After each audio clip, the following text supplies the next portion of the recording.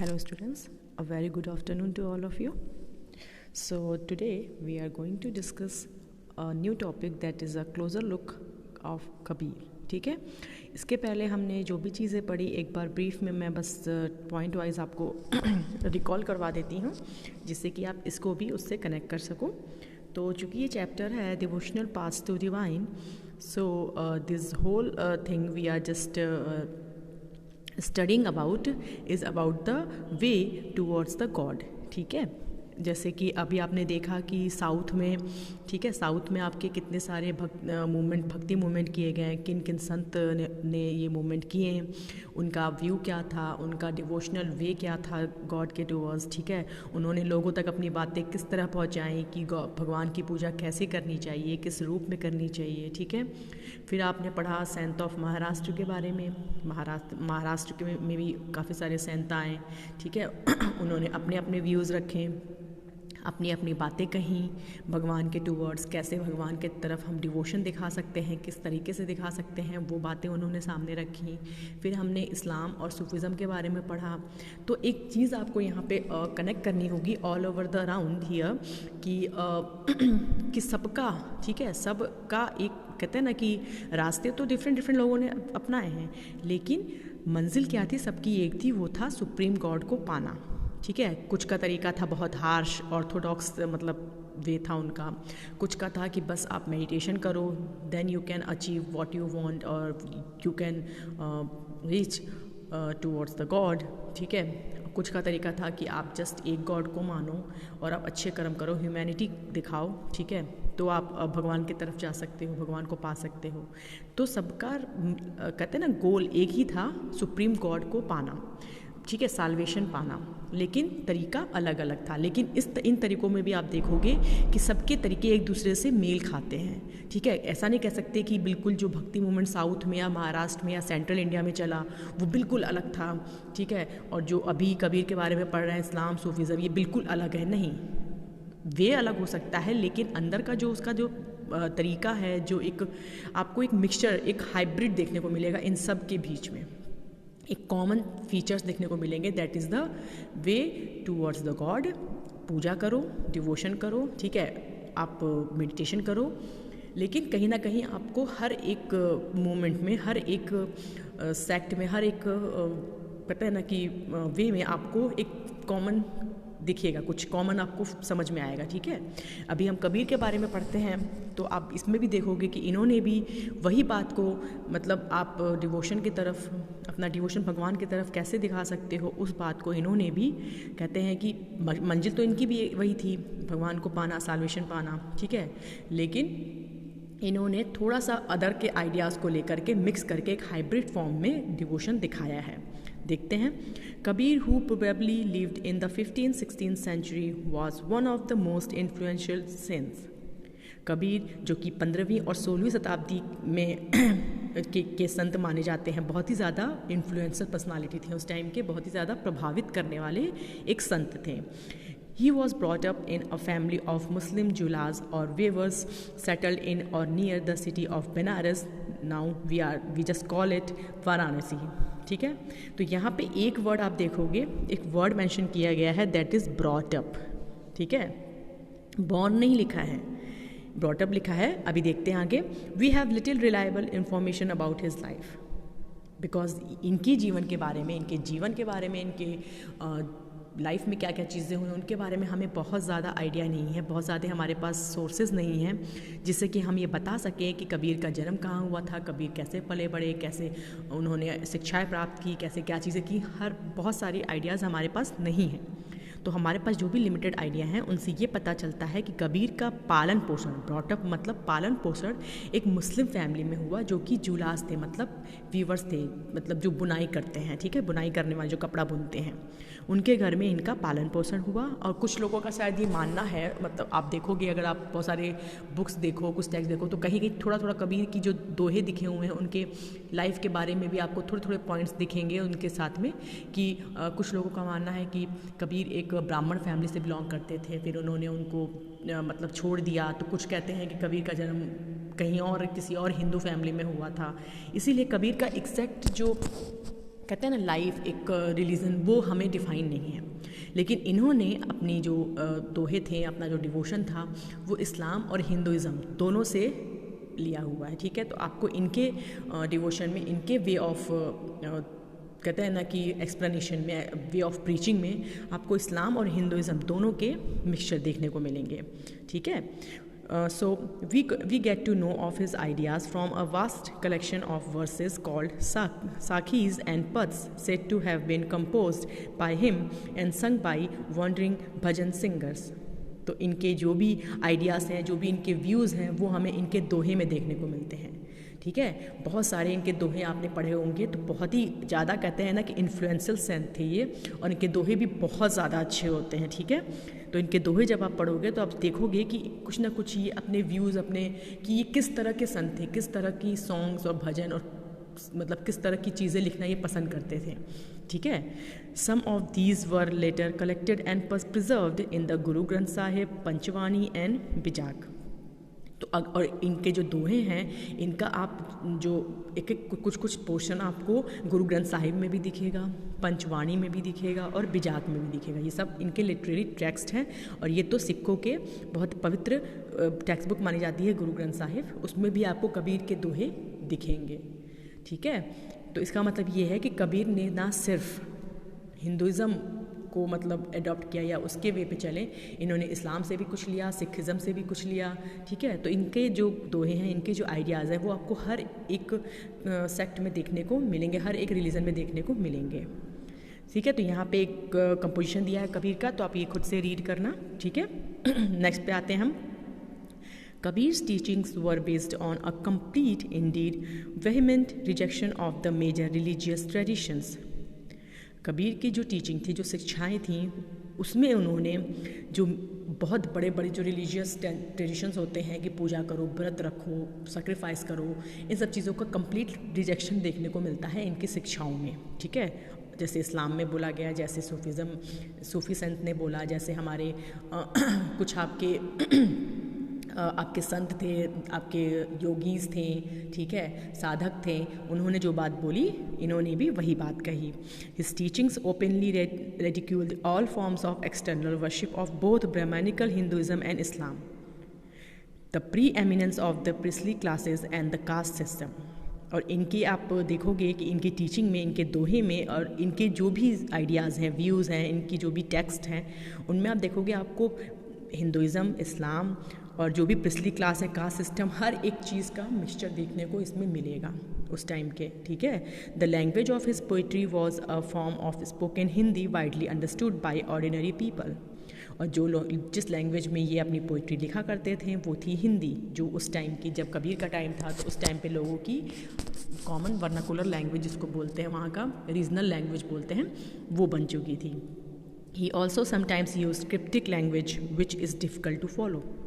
और कभी कभी तो इनके दोहे में आपको क्रिप्टिक मतलब होता है कि एक नेचुरल कहते हैं ना, एक नेचुरल चीज़ से किसी का कंपेयर करके कोई पोइट्री लिखना।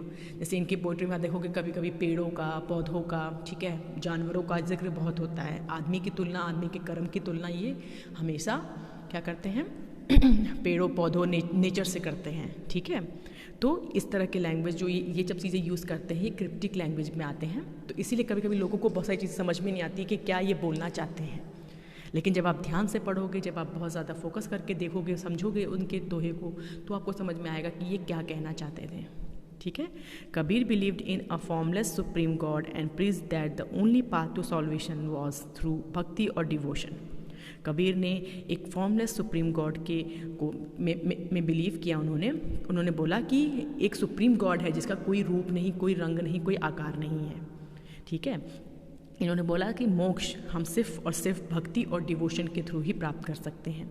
Kabir Drew his followers from among both Hindus and Muslims, because इनके व्यूज़, इनके आइडियाज़, इन सब पूरा एक मिक्सचर था हर रिलीजन का। इसीलिए इनके फॉलोअर्स में भी आपको हिंदू और मुस्लिम दोनों देखने को मिलते हैं। ठीक है, so this is all about Kabir. Now come to the next sant, very important sant, that is the Baba Guru Nanak. ठीक है, तो यहाँ पे कुछ पॉइंट्स हैं, I just want you to underline that कि कबीर किस फैमिली से बिलोंग करते थे, ठीक है। उनके जो भी उन्होंने वर्सेस लिखे हैं उनको क्या बोलते थे, साखीज़ बोलते थे एंड पद बोलते थे। तो don't forget to underline this one, ठीक है। एंड इनके जो प्रिजर्वेशन है, जो कलेक्शंस इनके हैं, वो कहाँ पे देखने को मिलते हैं? गुरु ग्रंथ साहिब, पंचवाणी एंड बिजाग। तो ये सब कुछ ऐसी चीज़ें हैं जिनको आपको डेफिनेटली फॉर श्योर अंडरलाइन करना चाहिए। और यहाँ पे आपको ये भी चीज़ एक अंडरलाइन करनी है कि इनकी जो टीचिंग थी वो हिंदुज़म, इस्लाम, कास्ट सिस्टम, हर एक चीज़ को डिनोट करती थी, ठीक है। So these are few points you have to underline for sure, ठीक है। So come to the next one, that is a closer look Baba Guru Nanak. So what he was saying at that time, let's move on to that one. We know more about Baba Guru Nanak 1469 1539 than about Kabir.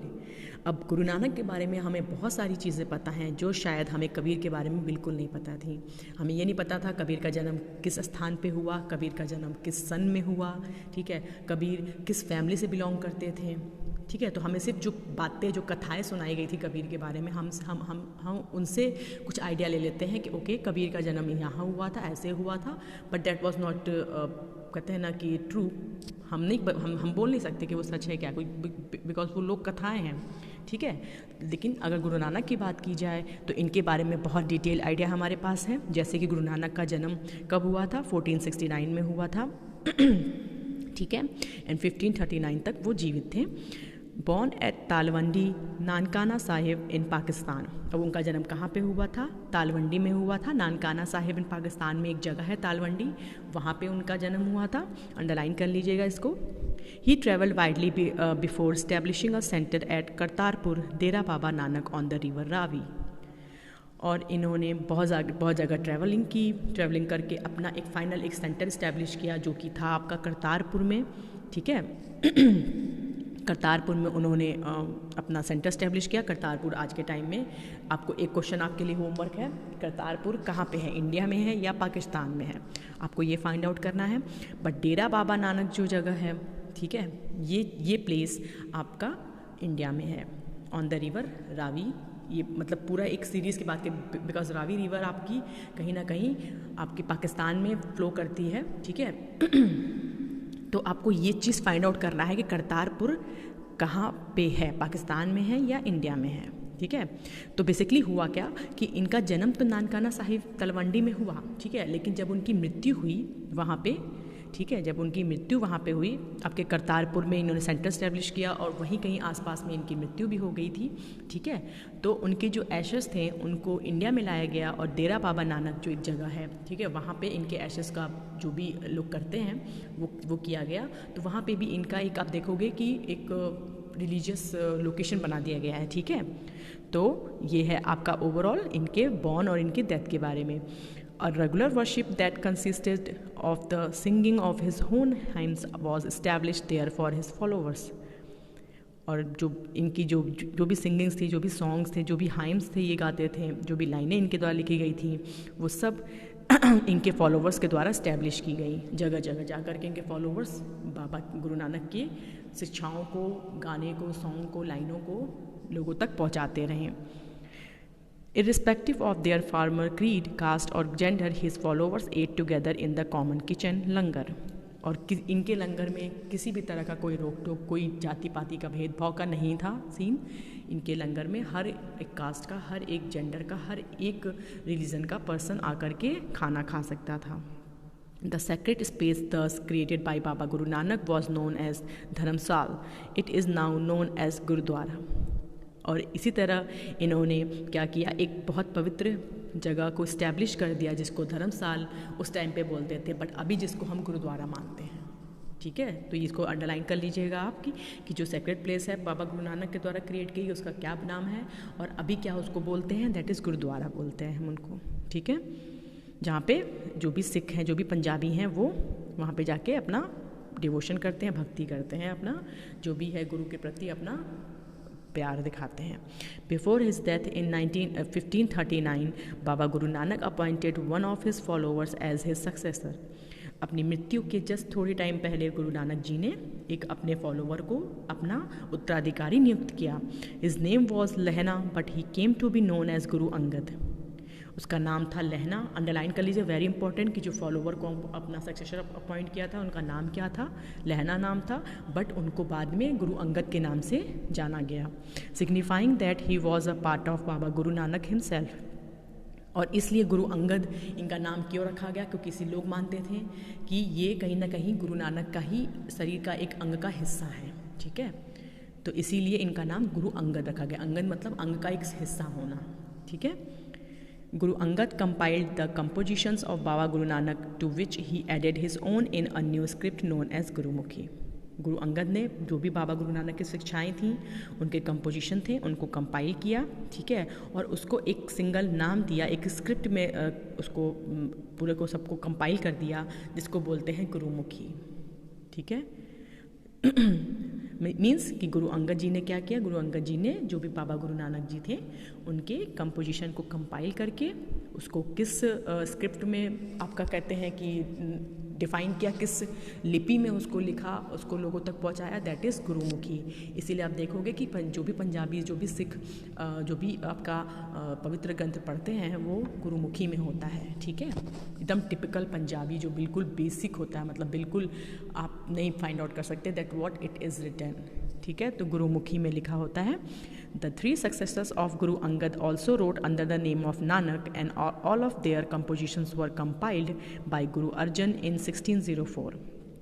और गुरु अंगद के बाद और भी 3 लोग आए जिन्होंने गुरु नानक की शिक्षाओं को लोगों तक पहुंचाया, कंपोजिशन को कंपाइल किया, ठीक है। और इन सब के गुरु अंगद और जो 3 गुरु थे उनके पूरे सबको कंपाइल करके एक सिंगल कंपोजिशन में कन्वर्ट किया, वो थे गुरु अर्जन, ठीक है। गुरु अर्जन ने इन सब के कंपोजिशन को एक साथ कंपाइल किया सिंगल उसमें, ठीक है।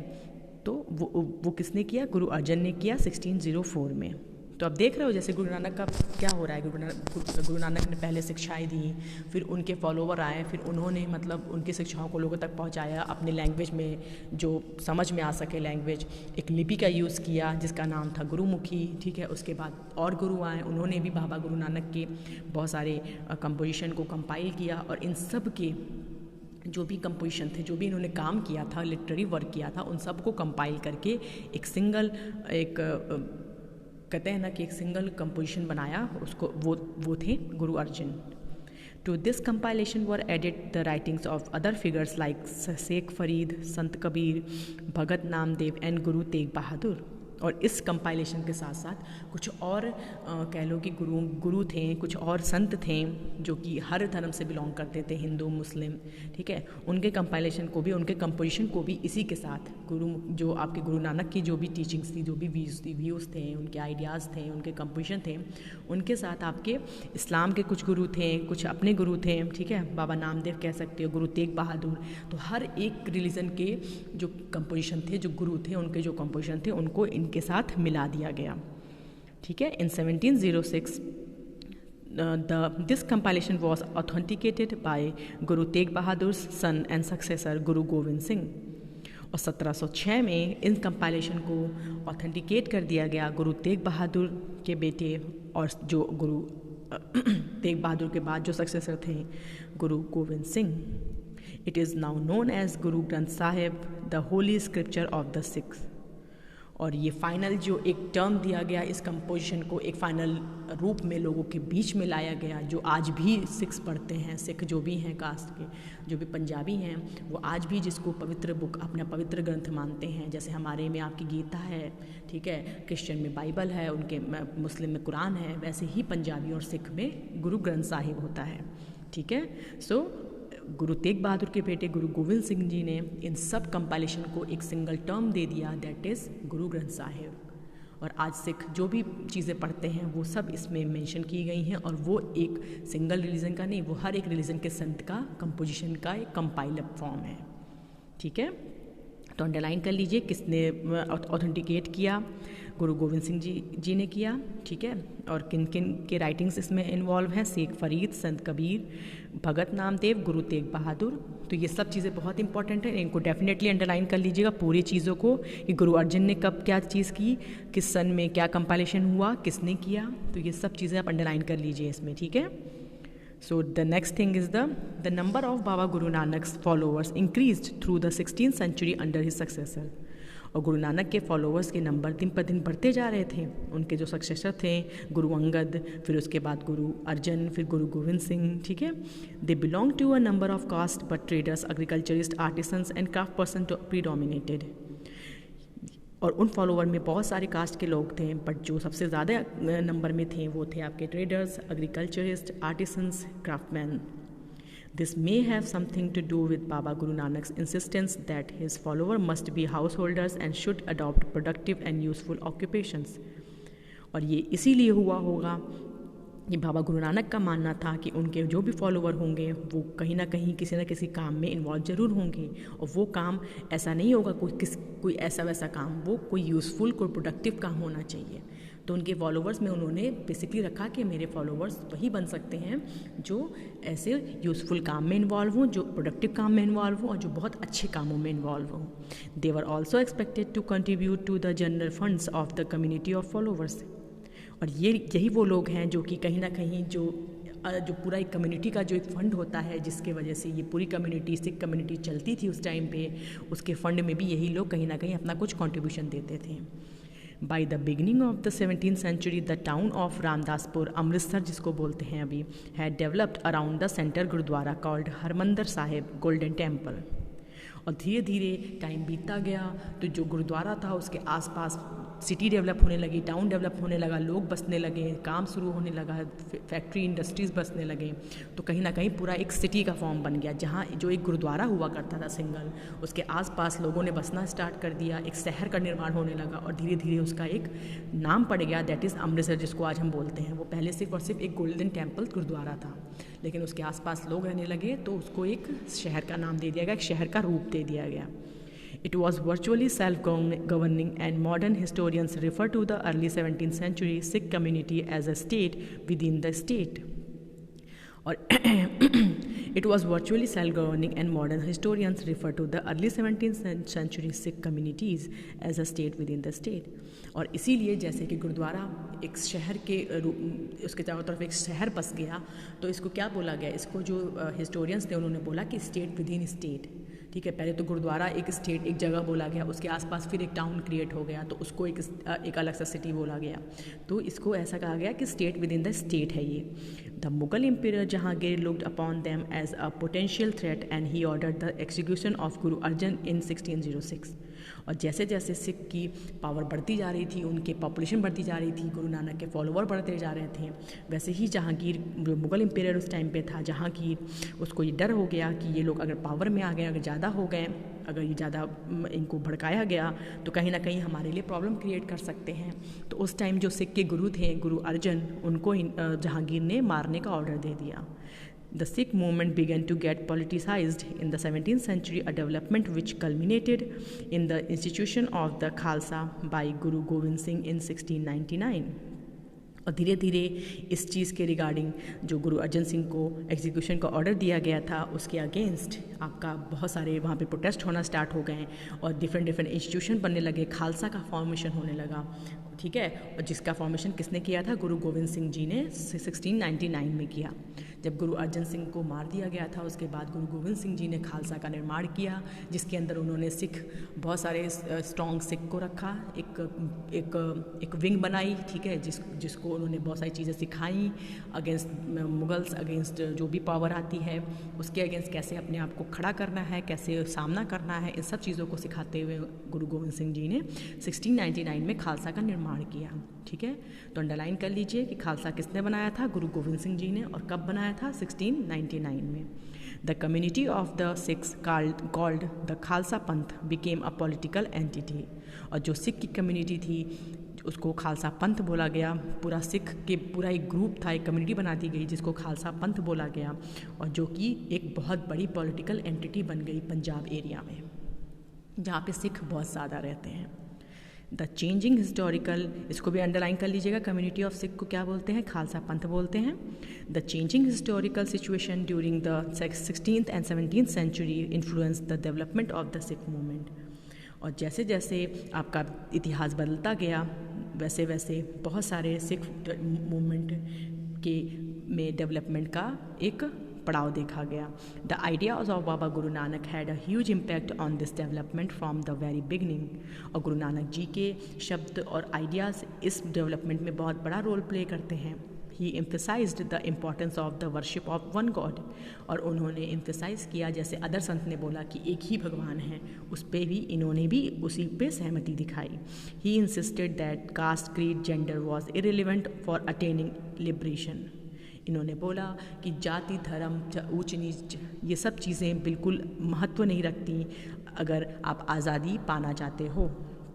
His idea of liberation was not that of a state of inert bliss, but rather the pursuit of active life with a strong sense of social commitment.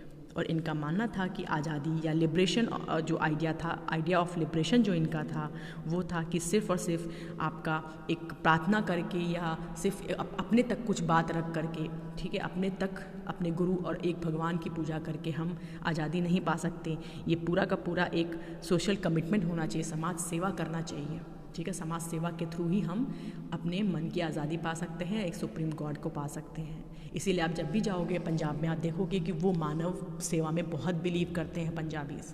आप जब भी देखोगे, चाहे वो किसी भी क्लास से बिलोंग करता हो, हाई फाई क्लास का भी पर्सन अगर हो, तो वो भी कहीं ना कहीं उतर के लोगों के पैर धोता है, ठीक है, because they believe in social commitment, they believe in humanity, ठीक है, ह्यूमन सर्विसेज में वो बिलीव करते हैं। He himself used the term नाम दान एंड इंसान for the essence of his teaching, which actually meant right worship, welfare of others and purity of conduct. और इन्होंने इसके लिए एक टर्म दिया, इस पूरे सोशल कमिटमेंट को एक टर्म दिया, दैट इज़ नाम दान एंड इंसान स्नान। नाम दान एंड स्नान, इसका मतलब है कि सही पूजा, लोगों की भलाई, और जो भी काम करो वो सत्य हो, सच हो, अच्छा हो, ये इस चीज़ पे इन्होंने जोर दिया। His teachings are now remembered as naam japna, kirat karna and vand chhakna, which also underline the importance of right belief and worship, honest living and helping others. और इसीलिए इनकी जो शिक्षाएं हैं वो आज के टाइम में याद की जाती हैं एज नाम जपना, कीर्त करना एंड वंद चखना, ठीक है, जिसका मतलब है कि राइट बिलीफ, सही विश्वास करिए, सही पूजा करिए, ईमानदार रहिए और दूसरों की मदद करिए, जो अदर संत भी ये बोलते थे, जो इस्लाम भी मानता था, ठीक है। सो this Baba Guru Nanak's idea of equality had social and political implications. और इसीलिए इनके आइडियाज़ को सोशली और पॉलिटिकली बहुत ज़्यादा इफ़ेक्टिव माना गया। This might partly explain the difference between the history of followers of Baba Guru Nanak and history of the followers of the other religious figures. This might partly explain the difference between the history of the followers of Baba Guru Nanak and the history of the follower of the other religious figures of the medieval century like Kabir, Ravidas and Dadu, whose ideas were very similar to those of Baba Guru Nanak. जैसा मैंने आपको बताया कि लोगों के रास्ते अलग थे, लेकिन कहीं ना कहीं मंजिल एक थी, और उनके रास्तों में भी कहीं ना कहीं एक कॉमन फीचर देखने को मिलता है। वैसे ही गुरु नानक का भी था कि इनका भी जो भी टीचिंग थी वो कहीं ना कहीं कबीर, रामदेव, आपके दादू, इन सब से मिलती जुलती थी, ठीक है। So this is all about that. तो अंडरलाइन करना मत भूलिएगा, नाम दान स्नान को, नाम जपना, कीर्त करना, वंद चखना को, इन सब चीज़ों की मीनिंग आपसे पूछी जा सकती है, तो अंडरलाइन पूरा का पूरा अंडरलाइन कर लीजिए विद देयर मीनिंग्स, ओके। सो यहाँ पे आपका एक बॉक्स, ब्लू बॉक्स में एक कुछ पैराग्राफ दिए हुए हैं, Martin Luther and the reformation. अब ये क्या है, ये आप रीड करोगे, डेफिनेटली फॉर श्योर आप रीड करोगे इसको, ठीक है। और इसमें मुझे कुछ ईयर्स दिख रहे हैं, उस ईयर को आप अंडरलाइन करोगे, ठीक है, और पढ़ के बताओगे मुझे कि मैम इसमें क्या लिखा है, ठीक है। So this is all about that chapter, devotional path to divine. So this chapter is done. If you have any doubt, any query regarding this video or whatever I have taught you, अगर आपके mind में कोई भी confusion हो, कोई भी doubt हो, कुछ भी पूछना हो आपको, you are free to ask anytime, anywhere. Okay? So till then, take a good care of yourself, all of you. Have a good day.